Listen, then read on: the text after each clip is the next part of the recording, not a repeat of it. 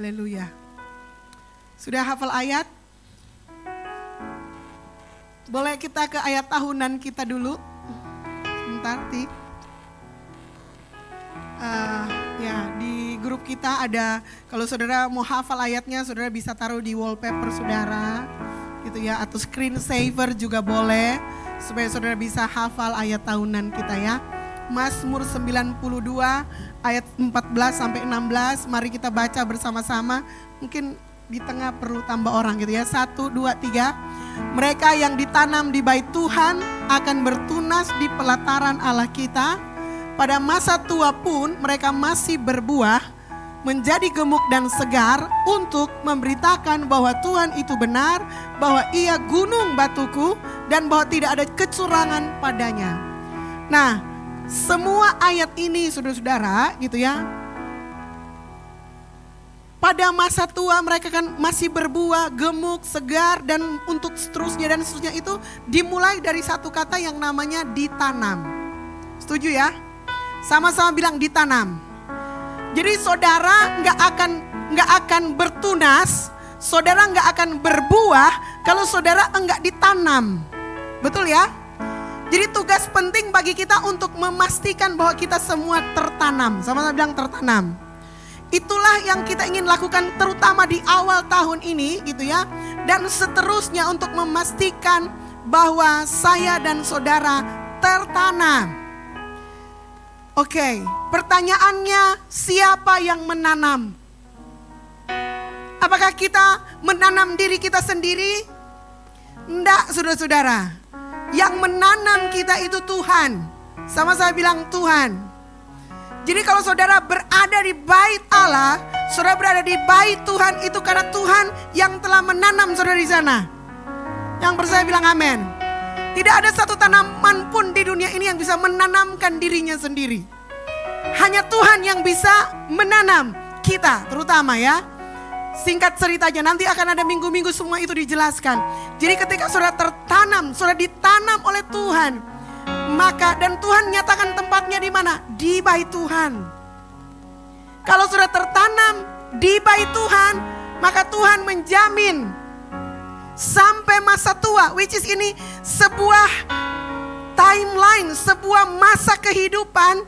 Kalau saudara tertanam, maka di ujungnya saudara akan lihat bahwa Tuhan sangat konsisten. Tuhan akan bilang kamu pasti berbuah. Bahkan di masa tua pun. Mengapa Tuhan menyinggung masa tua? Karena banyak kita berpikir kalau kita sudah tua kita sudah tidak bisa berbuah lagi.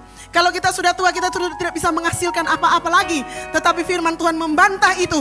Kalau saudara tertanam di bait Tuhan sampai masa tua pun saudara masih berbuah, gemuk dan segar. Amin. Bukan untuk apa-apa saudara-saudara. Gini, orang dunia bisa bilang begini, kamu so pensiun. Orang Malaysia bilang kamu laskar tak berguna. Tetapi firman Tuhan bilang kalau orang ditanam di bait Allah, sampai tua pun dia masih berbuah secara konsisten. Untuk apa saudara-saudara?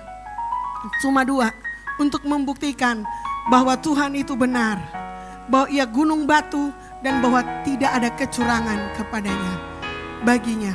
Amin. Dan ini akan menjadi ayat kita. Saya berdoa saudara-saudara, setiap minggu saudara akan membaca ayat ini supaya saudara bisa meyakinkan diri saudara bahwa saudara tertanam di tempat yang benar. Amin. Dan ini akan menjadi pegangan kita khusus bagi saudara-saudara sekalian. Percaya kalau saudara membaca ayat ini berulang-ulang, saudara memasukkan itu di dalam jiwa saudara, saudara akan menyadari bahwa sungguh hidup kita itu ada dalam kontrol dan kendali Tuhan. Amin ya. Nah, hari ini saya akan khotbah saudara-saudara. Nah, bulan Januari ini itu ya saya rindu supaya jemaat semua kita akan mulai tahun ini start from the heart of God, mulai dari hatinya Tuhan. Apa artinya itu? Kita akan memulai tahun ini di dalam doa, firman Tuhan dan penyembahan kita kepada Tuhan. Kenapa? Karena itulah awalnya gitu ya. Kita tuh tertanam artinya itu. Kita punya hubungan dengan Tuhan. Kita berdoa, kita mengenal Tuhan lewat firman Tuhan. dan kita bisa hidup dalam penyembahan, dalam atmosfer berkomunikasi dengan Tuhan senantiasa. Kita perlu membangun kebiasaan ini lebih serius dari tahun sebelumnya. Amin. Nah, ayat yang paralel dengan yang kita baca ini gitu ya. Saya mau baca untuk saudara-saudara sekalian dan saudara kita akan saudara perhatikan untuk kita baca bersama-sama Yeremia pasal 17 ayat 7 sampai 8. Oke. Yeremia pasal 17 ayat 7 sampai 8. Kita baca dengan suara nyaring ya. 1, 2, 3. Diberkatilah orang yang mengandalkan Tuhan, yang menaruh harapannya pada Tuhan. Ia akan seperti pohon yang ditanam di tepi air, yang merambatkan akar-akarnya ke tepi batang air, dan yang tidak mengalami datangnya panas terik, yang daunnya tetap hijau, yang tidak khawatir dalam tahun kering, dan yang tidak berhenti menghasilkan buah. Katakan amin. Yeremia 17 ayat 7 sampai 8 itu ditulis oleh Nabi Yeremia yang situasi hidupnya pada waktu dia menuliskan surat ini tidak sedang baik-baik saja. Dia sedang punya masalah mental, secara mental dia tertekan, dia putus asa, dia tidak tahu mau bagaimana lagi gitu ya. Atas usahanya yang selalu kelihatannya gagal. Kalau ada nabi yang melambangkan kegagalan, orang bisa angkat ini Yeremia, saudara-saudara. Dia bersuara, gak ada yang dengar. Dia berbicara, semua kabal. Tapi dia tetap melakukannya di tengah-tengah jeritan keputusasaannya, saudara-saudara. Dia berteriak kepada Tuhan dan dia catat gitu ya. Dia bilang, diberkatilah orang yang mengandalkan Tuhan, yang menaruh harapannya kepada Tuhan. Ia akan seperti pohon yang ditanam di tepi air, yang merambatkan akar-akarnya ke tepi batang air, dan yang tidak mengalami datangnya panas terik, yang daunnya tetap hijau, tidak khawatir dalam tahun kering. Dan ini saudara-saudara, tidak berhenti menghasilkan buah. Bilang amin. Sama-sama ucapkan, tidak berhenti menghasilkan buah. Seorang nabi yang hampir selama pelayanannya gak ada jiwa yang dimenangkan, dia bisa bilang ayat ini saudara-saudara. Tidak berhenti menghasilkan buah. Mengapa orang tidak berhenti menghasilkan buah? Karena dia tertanam. Oke, itu Yeremia. Dia bilang begini, diberkatilah orang yang mengandalkan Tuhan. Siapa yang mengandalkan Tuhan di sini? Angkat tangan, lambaikan tangan. Bilang amin gitu ya. Menaruh harapannya pada Tuhan. Ia akan seperti pohon. Sama-sama bilang pohon. Yang ditanam. Muncul lagi katanya saudara-saudara, ditanam. Siapa yang menanam? Tuhan. Di mana saudara berada saat ini itu adalah sesuatu yang dirancang oleh Tuhan. Saudara tertanam di Metro Church Manado itu bukan karena kebetulan. Bukan karena saudara kenalan saya. Bukan karena saudara dekat dengan saya. Tetapi karena Tuhan tahu bahwa disinilah tempat di mana saudara bisa tertanam dan menghasilkan buah tanpa berhenti. Kok gak ada amin sih? Harus percaya ini. Karena kita gak bisa menanamkan diri kita sendiri, tapi Tuhanlah yang menanam kita. Ia akan seperti pohon yang ditanam di tepi air, yang merambatkan akar-akarnya ke tepi batang air gitu ya. Dan yang tidak mengalami datangnya panas terik, amin. Yang daunnya tetap hijau, bilang amin. Dan ini yang mau saya garis bawahi, yang tidak khawatir dalam tahun kering. Tidak ada masalah dengan merambatkan akar di batang air. Tidak ada masalah dengan daun yang tetap hijau. Tapi bagaimana dengan tahun kering? Come on, Metro Church. Tuhan bilang kalau you tertanam, tidak perlu khawatir dalam tahun kering. Which is mungkin orang akan mengalami masa kering. Possible. Tapi kita bilang tidak khawatir. Alkitab bilang tidak perlu khawatir dalam tahun kering. Amin.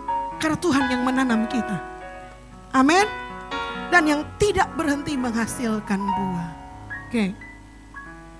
Kita masuk di titik tidak khawatir. Yesus pernah berkata begini, saudara. Matius 6 ayat 25 sampai 34. Saya baca, sudah bisa ngikutin dari depan. Atau kita baca sama-sama aja. Karena ini lumayan panjang. Kita baca ya. 1, 2, 3. Karena itu aku berkata kepadamu, janganlah khawatir akan hidupmu, akan apa yang hendak kamu makan atau minum, dan janganlah khawatir pula akan tubuhmu, akan apa yang hendak kamu pakai. Bukankah hidup itu lebih penting daripada makanan, dan tubuh itu lebih penting daripada pakaian? Pandanglah burung-burung di langit yang tidak menabur, dan tidak menuai, dan tidak mengumpulkan bekal dalam lumbung, namun diberi makan oleh Bapamu yang di sorga. Bukankah kamu jauh melebihi burung-burung itu? Siapakah di antara kamu yang karena kekhawatirannya dapat menambah sehasta saja pada jalan hidupnya? Dan mengapa kamu khawatir akan pakaian? Perhatikanlah bunga bakung di ladang yang tumbuh tanpa bekerja dan tanpa memintal. Namun aku berkata kepadamu, Salomo dalam segala kemegahannya pun tidak berpakaian seindah salah satu dari bunga itu. Jadi jika demikian Allah mendandani rumput di ladang yang hari ini ada dan besok dibuang ke dalam api, tidakkah ia akan terlebih lagi mendandani kamu, hai orang yang kurang percaya? Sebab itu janganlah kamu khawatir dan berkata, apakah yang akan kami makan? Apakah yang akan kami minum? Apakah yang akan kami pakai? Semua itu dicari bangsa-bangsa yang tidak mengenal Allah. Akan tetapi Bapamu yang di sorga tahu bahwa kamu memerlukan semuanya itu. Tetapi carilah dahulu kerajaan Allah dan kebenarannya, maka semuanya itu akan ditambahkan kepadamu. Sebab itu janganlah kamu khawatir akan hari esok, karena hari besok mempunyai kesusahannya sendiri. Kesusahan sehari cukuplah untuk sehari. Kalau Yesus berdiri hari ini, saudara, saya tahu ini ayat ini banyak yang hafal, terutama ayat-ayat yang carilah dahulu begitu ya, ayat 33. Tapi kalau Yesus berdiri hari ini di sini dan dia ngomong ini langsung kepada kita, saudara mau bilang begini, really Yesus? Are you real? Perang sana, perang sini, inflasi, dan engkau suruh kami jangan khawatir dan lihat bunga?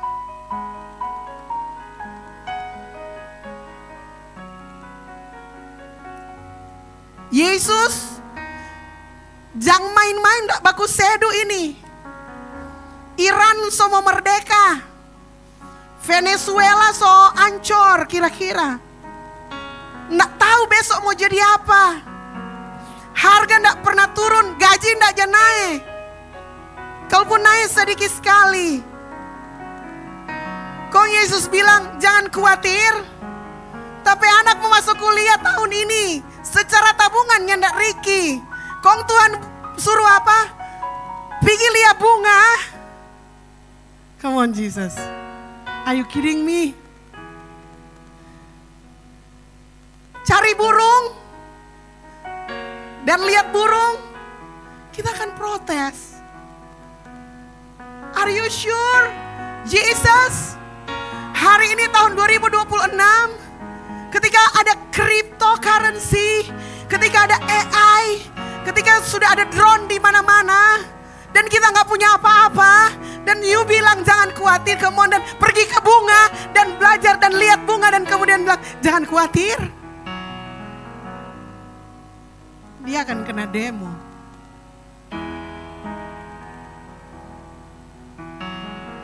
Rasul Paulus kepada jemaat di Filipi, tambahin saudara, janganlah hendaknya kamu khawatir tentang apapun juga.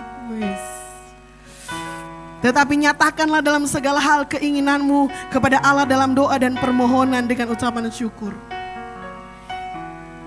Saudara baca ayat ini ketika pulsa di rumah saudara, pulsa listrik di rumah saudara sudah bunyi-bunyi tet, tet, tet, tet, dan saudara gak punya uang untuk beli pulsa. Oh come on Rasul Paulus, kamu gak tahu rasanya bunyi tet, tet, tet, gara-gara listrik so habis kok gak ada doi mau bayar pulsa. Atau tinggal 3 hari lagi so mau jatuh tempo pembayaran anak kuliah, anak sekolah, dan we have nothing at all. Kemarin kami kunjungan kepada jemaat di Minut. Sudah orang tua bilang, Pastor Melan, torang berharap torang seorang tua, semua torang so simpan untuk torang sampai masa depan. Tapi tiba-tiba ada anak-anak menyampaikan kebutuhan. Sudah last minute. Harusnya dapat beasiswa, tapi karena ada perubahan kebijakan, ternyata itu nggak bisa keluar sekarang. Dan kalau nggak nanti semuanya akan berantakan dan lain-lain sebagainya. Dari mana kami mau dapat uang sebanyak itu, Pastor Melan? Ratusan juta.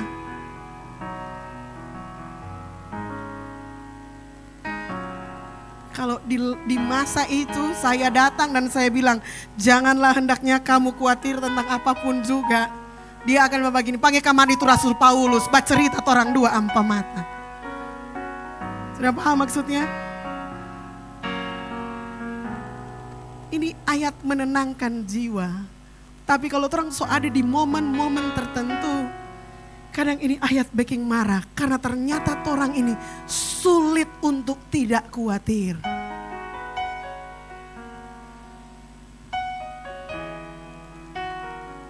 Kita kembali ke Yeremia.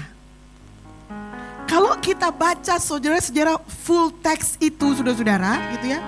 Ada ayat sebelumnya yang ditulis di situ yang jarang dibaca di gereja. Tapi itu diucapkan sama-sama. Ayat 5-6. Ayat 5-6 kita baca sama-sama lagi saudara-saudara. 1, 2, 3. Beginilah firman Tuhan. Terkutuklah orang yang mengandalkan manusia, yang mengandalkan kekuatannya sendiri, dan yang hatinya menjauh daripada Tuhan. Betul ya? 1, 2, 3. Ia akan seperti semak bulus di padang belantara. Ia tidak akan mengalami datangnya keadaan baik. Ia akan tinggal di tanah angus, di padang gurun, di negeri padang asin yang tidak berpenduduk, terisolasi saudara-saudara. Pernah rasa tuh hidup karantina? Saudara, firman Tuhan yang berkata yang kita sukai ayatnya Yeremia 17 ayat 7. Sebelumnya berkata, terkutuklah orang yang mengandalkan manusia. Oh Pastor Melan, kalau kekristenan Tuhan jaba kutuk, ya tak mau mundur diri dari kekristenan. Masa Tuhan yang maha baik mengutuk? Pernah terpikir seperti itu? Ini ayat perjanjian lama. 5-6 itu perjanjian lama, 7-8 itu perjanjian baru. Kadang orang jadi manusia lebih suka ayat-ayat yang bagus, yang positif. Pertanyaannya, apakah memang benar Tuhan mengutuk? Saya cari tahu saudara-saudara, apa maksudnya terkutuklah? Begini saudara-saudara gitu ya. Kata kutuk ini berasal dari bahasa Ibrani itu A-R-U-R. Arur. Oke, sama-sama bilang arur. Nah, arur ini bukan berarti Tuhan melepaskan malapetaka, bukan. Tapi arur ini adalah kondisi di mana seseorang melepaskan diri dari Tuhan, memilih bergerak dengan kekuatannya sendiri. Sama seperti ketika anak bungsu meninggalkan rumahnya, minta semua harta, keluar rumah, dan kemudian pergi, dan hidupnya berakhir di kandang. Itu benar. Dia atas keputusannya sendiri angkat kedua kakinya, meninggalkan rumah Bapa. Itu arur. Jadi kata terkutuklah ini bukan kepada semua orang, lalu Tuhan mengutuk kita, bukan. Artinya ada orang-orang yang karena kehendaknya sendiri gitu ya, menerapkan peraturannya sendiri keluar dari rumah Bapa. Itu dia artinya. Oke? Jadi arur ini bukan berarti Tuhan mengutuk orang yang bukan. Orang yang dimaksud terkutuk ini adalah kondisi yang dia ciptakan sendiri dengan cara dia melepaskan diri dari Tuhan dan hidup menurut kekuatannya sendiri, hidup menurut kebijaksanaannya sendiri, hidup menurut kepandaiannya sendiri, hidup menurut hikmatnya sendiri. Itu masuk dalam kondisi A-R-U-R. Arur. Coba lihat orang kanan dan kiri. Kamu arur enggak?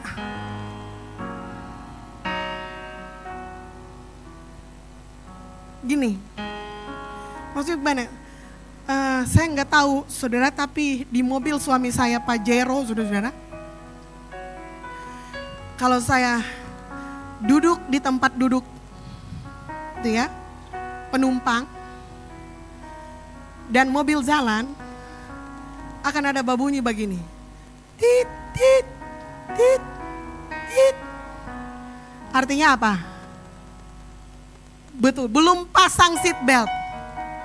Oke? Sudah paham maksudnya?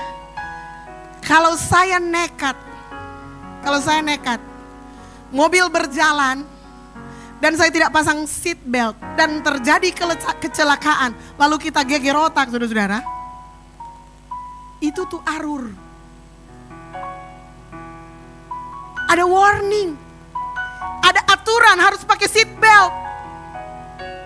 Tapi karena kita tidak mau pakai seat belt atas keputusan sendiri, atas kemauan sendiri, maka resiko tanggung sendiri. Itu tuh kondisi terkutuk. Dan dalam hidup ini saudara-saudara, banyak kali Tuhan sering kasih warning dah. Pip, pip, pip, martoram dah. Jauh kok Tuhan di sana. Dan kita mengabaikan apa yang harusnya kita lakukan. Itu masuk di kondisi arur. Kita menempatkan diri dalam kondisi terkutuk ketika kita tidak pasang itu seat belt. Padahal prom sudah dibunyikan. Oke, itu yang artinya terlepas dari Tuhan. Itu yang artinya terkutuk. Jadi bukan karena Tuhan memang mau suka kutuk-kutuk orang, begitu enggak. Supaya Tuhan mengasihi semua, tetapi ada saatnya di mana kita sendiri atas kehendak sendiri, kita melepaskan diri dari apa yang Tuhan mau terjadi dalam hidup kita. Oke, kembali lagi ke Yeremia 17 ayat 5-6. Ayat 5-6 bilang begini, terkutuklah orang yang mengandalkan manusia. Boleh naikkan ke sini, oke ya. Terkutuklah orang yang mengandalkan manusia, yang mengandalkan kekuatannya sendiri dan yang hatinya menjauh dari Tuhan. Hatinya menjauh dari Tuhan. Itu definisi dari kata terkutuk. Kita sendiri yang menjauh dari Tuhan. Nah, ayat 5, 6, 7, 8. Jadi ayat 5, 6, 7, 8 itu membuat kita paham bahwa di mata Nabi Yeremia cuma ada 2 jenis orang. Yang satu pohon, yang satu semak. Betul atau betul? Yang terlalu tegang, MCM.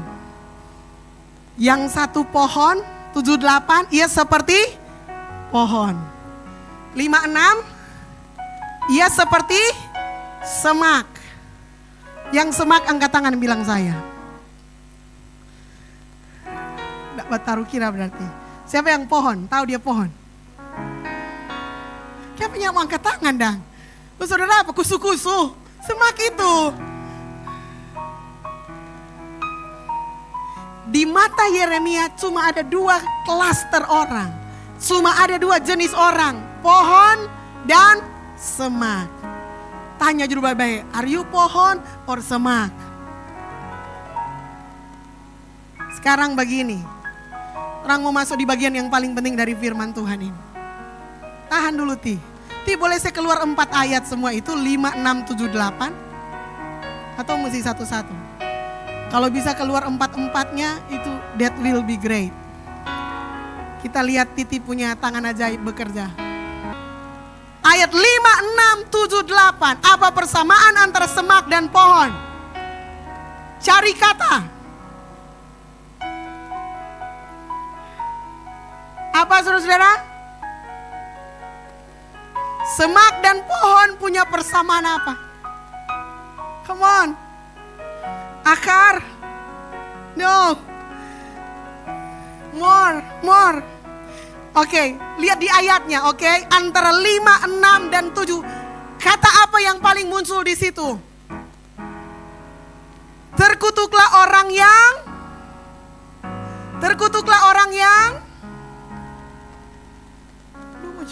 satu-satu jodang kalau enggak sulit. Supaya dapat lihat, karena kalau enggak orang enggak mau dapat baca itu, baca tulisan itu. Ayat 5 aja dulu. Ayat 5. Terkutuklah orang yang apa Glo? Terkutuklah orang yang mengandalkan. Yang pohon diberkatilah orang yang mengandalkan. Itu DP persamaan saudara-saudara. Cuma itu DP persamaan. Dua-dua mengandalkan. Dua-dua punya andalan. Semak punya andalan, pohon punya andalan. Luar biasa saudara-saudara. Ini saudara-saudara menunjukkan satu fakta pada orang bahwa orang tetap mempunyai andalan. Itu teologianya. Kata mengandalkan di sini bahasa Inggrisnya trust. Okay? So every creature under the sun, semua manusia di bawah matahari ini saudara-saudara, dia pasti punya sesuatu untuk dia percayai. Atau dia trust, atau dia andalkan dalam bahasa Indonesia. Baik pohon maupun semak-semak beroperasi dengan kata yang sama, yaitu mengandalkan.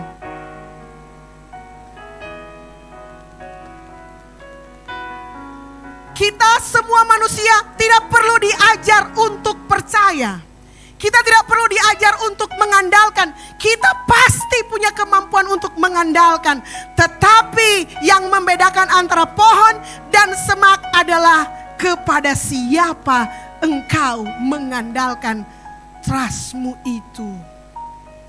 Kepada apa you put your trust?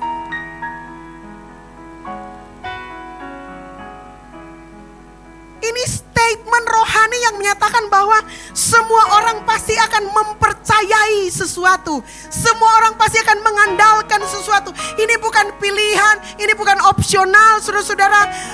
Engkau diciptakan untuk mempercayai sesuatu. Bahkan sekalipun kamu memutuskan untuk tidak percaya, itu juga sebuah kepercayaan. Kita kok solia-lia kayaknya ini Tuhan ini terlalu banyak permintaan. Jadi kita tidak percaya ada Tuhan. Itu juga kepercayaan saudara-saudara. Tidak percaya adanya Tuhan juga itu kepercayaan maksudnya.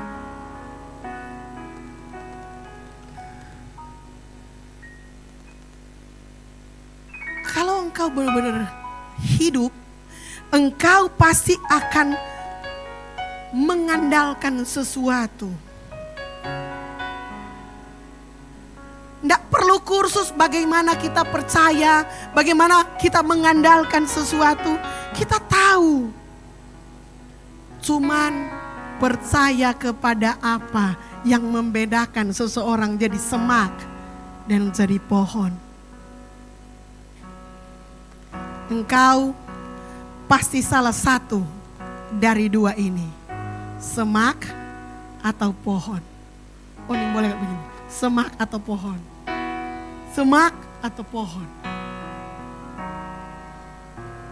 Kasih senyum dulu orang kanan dan kiri. Lihat dengan ujung matanya dan bilang, semak atau pohon.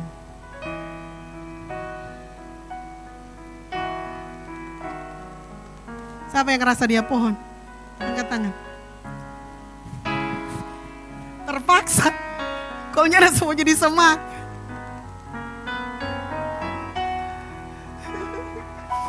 Pohon Pastor Mar bersemak-semak di sini. Haleluya. Supaya saudara paham, kita lanjut di 17 ayat 9 dan 10. Oke. Ayat 9 dan 10. Baca pelan-pelan ya saudara-saudara. 1, 2, 3. Betapa liciknya hati. Lebih licik daripada segala sesuatu. Hatinya sudah membatu. Siapakah yang dapat mengetahuinya? Next slide. Aku Tuhan yang menyelidiki hati, yang menguji batin, untuk memberi balasan kepada setiap orang setimpal dengan tingkah langkahnya, setimpal dengan hasil perbuatannya. Oke, amin ya. Jadi ternyata saudara-saudara, yang menentukan saudara pohon atau semak itu gini. Ada orang semak merasa pohon. Mengerti maksudnya ya? Dia sih mengaku pohon, padahal dia semak. Atau begini, kelihatannya dia pohon, tapi dia semak. Tahu dari mana? Tahu dari ayat 9 dan 10 ini. Saya baca bahasa Inggrisnya dalam versi The Message supaya lebih terungkap gitu ya. Ini dia. The heart is hopelessly dark. Alkitab bilang licin, gelap artinya gitu ya. And deceitful, menipu. Jadi gini, kita tuh bisa tertipu dengan hati kita sendiri. Oke? Ini kata Yeremia, kita bisa tertipu dengan hati kita sendiri. A puzzle that no one can figure out. Jadi kita sendiri bisa tertipu dengan hati kita sendiri. Guys, ini firman Tuhan. But I, God, search the heart and examine the mind. Jadi Tuhan itu lihat hati dan kemudian memeriksa pikiran. Itu Tuhan yang mampu. Ayat kita bilang menyelidiki. Baru gini. I get to the heart of the human. Hanya Tuhan yang bisa masuk di hatinya orang. Baru di situ, kalau so masuk di dalam hatinya orang, baru Tuhan bilang, I get to the root of things. Jadi hati kita itu adalah akar dari segalanya, saudara. Itu kata ayat firman Tuhan. I get to the root of things, baru kemudian saudara baca statement terakhirnya, pelan-pelan. I treat them as they really are, not as they pretend to be. Apa ya dari bahasa Indonesia? Aku akan memperlakukan mereka sebagaimana mereka adanya, sebagaimana akarnya. Bukan sebagaimana orang pura-puranya jadi apa, pretend to be. Karena memang Tuhan tahu banyak orang merasa dia pohon padahal dia semak. Tahu dari mana? Karena dia tidak mengandalkan Tuhan. Dia mengandalkan kekuatannya sendiri. Orang lain, kita sendiri, hati kita bisa menipu kita. Sometimes kita percaya kita pohon. Kita percaya, oh saya mengandalkan Tuhan. Tapi apa yang terjadi di tahun kering?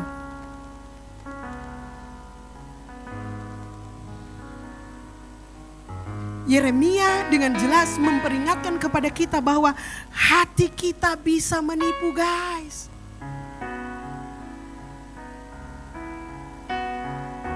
Saudara pernah nonton film apa ya itu? Kung Fu Panda yang dia melawan peacock. Kung Fu Panda kedua ya? Kedua ya? Atau pertama? Pertama yang dia melawan peacock. Pertama. Saudara tahu burung merak itu? Peacock yang DPE ekor dang. Nah, kita pernah ke kebun binatang saudara-saudara, ada peacock, ada burung merak, tapi susah sekali dia mau buka DP ekor itu dang yang bagus itu. Tapi satu kali saudara-saudara waktu kita ke Surabaya pas dia buka. Nah rupanya saudara-saudara kalau ada burung jantan, burung lain yang tidak harus merak, tapi burung itu kategori jantan dan bisa diidentifikasi oleh si merak, maka cara otomatis otomatis dia akan buka DP bulu-bulu di belakang dan DP ekor itu flexing. Dia ingin menarik perhatian dari burung jantan, kira-kira seperti itu. Jadi jadi burung merak itu akan berusaha menampilkan dirinya karena dia mendapatkan nutrisi atau kekuatan dari faktor luar dirinya. Karena ada yang dia sukai, karena ada yang dia kejar. Dia akan flexing. Kenapa dia flexing? Karena dia mendapatkan nutrisi dari flexing itu. Kurang lebih seperti itu.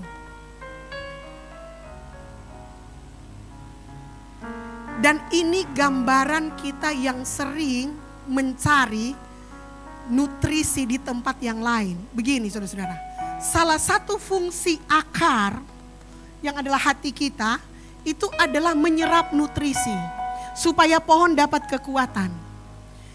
Nah, sama semak juga ada akar.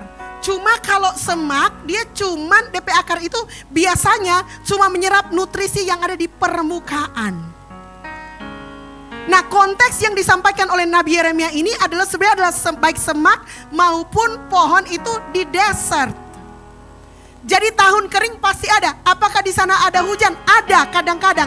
Dan hujan itu cukup untuk menghidupkan pohon dan cukup untuk menghidupkan semak. Cuman semak ini selalu cuma mau ambil yang di permukaan. Tapi kalau pohon, dia akan merambatkan akarnya sampai kedalaman.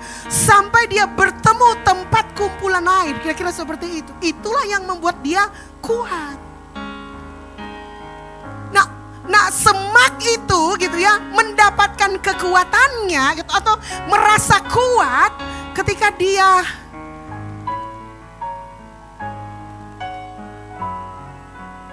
mencari di permukaan validasi, apalagi pujian. Siapa senang orang dia puji?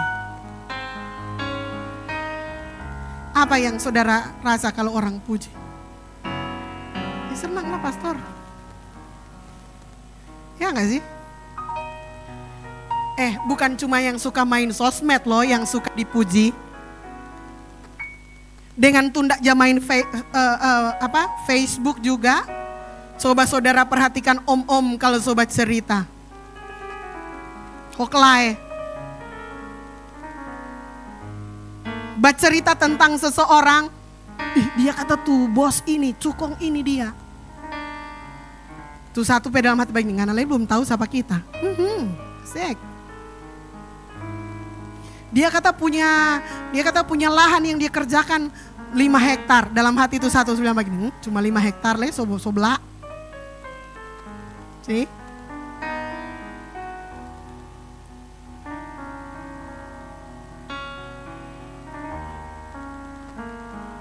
Di sebelah bawa apa? Avanza. Saudara ada di sebelah Deng Pajero. Bajalang sama-sama pelang dia. Ini oto ini. Yang mampu kok mau naik gunung, mau bapaksa, pinggir. See? Ada rasa itu. Ada rasa itu. Jangankan kok hoklai, pendeta saja saudara-saudara. Kalau sekumpul, sojabat cerita begini. Berapa ngapai jemaat? Itu pendeta-pendeta yang jemaat kecil langsung cari kopi. Martu pendeta-pendeta yang agak besar, so bilang, oh belum banyak. 1 kebaktian 500. Udah berapa kebaktian? 4 kebaktian. Langsung besar sekali. Metro Church dang, torang kacil 5 banyak, 4 satelit. Nyana jawab cerita begitu kita nih pendeta. Cuma kadang dia datang itu Roma Kang puji juga gitu. Ada. Tapi mungkin hanya kami pendeta-pendeta jemaat tuh lebih rendah hati gitu ya. So, kita mendapatkan kekuatan dari pujian, dari confidence. Padahal saudara-saudara, kita nggak. Nah, saya memutuskan, saudara-saudara, saya senang dipuji. Jujur saja, saya senang dipuji. Saya suka dengan pujian, tapi saya tidak pernah menaruh harga diri saya di atas pujian. Kalau enggak, saudara-saudara, begitu kita stuck, saya yang paling hancur. Saya merasa, oh ini adalah kehancuran saya. Tapi no, kita bekerja mengandalkan Tuhan. Katakan amin. Bukan mengandalkan kekuatan sendiri. Kita sudah berupaya dengan apa yang kita bisa lakukan. Tetapi di atas semuanya kita percaya bahwa Tuhanlah yang mengendalikan segala sesuatunya. Kalaupun Tuhan izinkan kita memasuki masa kering, kita tidak akan mati. Amin. Disitulah confidence kita kepada siapa kita berakar.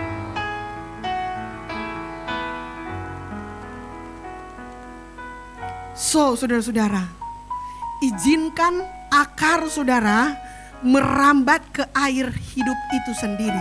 Itu dia pesannya. Kalau saudara pohon, pastikan saudara tertanam dan saudara punya akar itu merambat kepada sumber kehidupan, our living water. Itu artinya kita harus terkoneksi dengan Tuhan. Ketika saudara berdoa, baca firman Tuhan, melakukan penyembahan, saudara sedang terhubung dengan air hidup itu. Baru pada akhirnya firman Tuhan berkata, engkau akan terus berbuah. Katakan amin. Oh, saudara-saudara,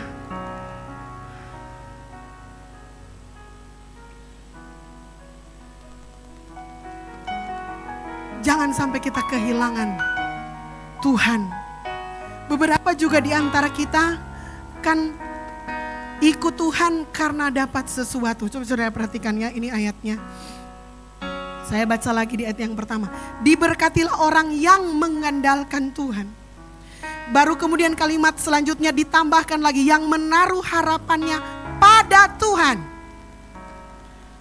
Jadi yang pertama mengandalkan Tuhan, trust in God, not trust in your job. Even though itu penting. Tapi put your trust in God. Put your relationship in God. Put everything in your life in God. Amin. Nah, ketika kita menaruh segalanya kepada Tuhan, maka selanjutnya Tuhan bilang yang menaruh harapannya pada Tuhan. Ada kata pada di situ yang menunjukkan bahwa hey, bukan karena apa yang Tuhan buat kepada kita, tetapi kepada Dia itu sendiri. Artinya akan ada momen di mana saat-saat kita akan berkata, torang sonya nak punya apa-apa, torang sonya bisa bergerak apa-apa, tapi semua Tuhan boleh ambil, kecuali Tuhan tidak boleh berlalu dalam hidup saya. Itu yang artinya mengandalkan Tuhan. Jadi orang tidak mengikut Tuhan hanya karena kita memperoleh sesuatu, tetapi kita mengikut Tuhan karena kita mencintai Dia sebagai sumber kehidupan kita. You can take everything, tapi jangan cabut Yesus dari hidup saya. Amin. Gitulah kita seharusnya hidup mengandalkan Tuhan. So, apakah saudara pohon atau saudara semak? Rasul Paulus closing. Rasul Paulus terakhir bilang begini kepada jemaat di Efesus. Aku berdoa supaya ia menurut kekayaan kemuliaannya menguatkan dan meneguhkan kamu oleh rohnya di dalam batinmu. Sehingga oleh imanmu Kristus diam di dalam hatimu dan kamu berakar serta berdasar dalam kasih. Aku berdoa supaya kamu bersama-sama dengan segala orang kudus dapat memahami betapa lebarnya dan panjangnya dan tingginya dan dalamnya kasih Kristus. Dan dapat mengenal kasih itu sekalipun ia melampaui segala pengetahuan. Aku berdoa supaya kamu dipenuhi di dalam seluruh kepenuhan Allah. Baru ayat ini bisa dapat. Bagi Dialah yang dapat melakukan jauh lebih banyak daripada yang kita doakan atau pikirkan, seperti yang ternyata dari kuasa yang bekerja di dalam kita. Bagi Dialah kemuliaan di dalam jemaat atau gereja dan di dalam Kristus Yesus turun temurun sampai selama-lamanya. Amin. Jadi Tuhan mau orang berakar di dalam kasih Kristus. berakar, tertanam, berakar.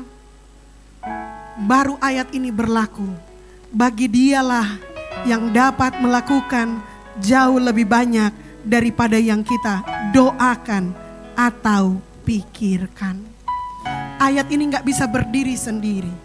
Kita suka menyebutkan ayat ini. Oh, Tuhan dapat melakukan yang lebih banyak dari yang kita doakan atau pikirkan. Tapi ayat ini berlaku kepada orang-orang yang berakar dalam kasih Kristus. Dan saya sedang membicarakan kita sebagai gereja Tuhan.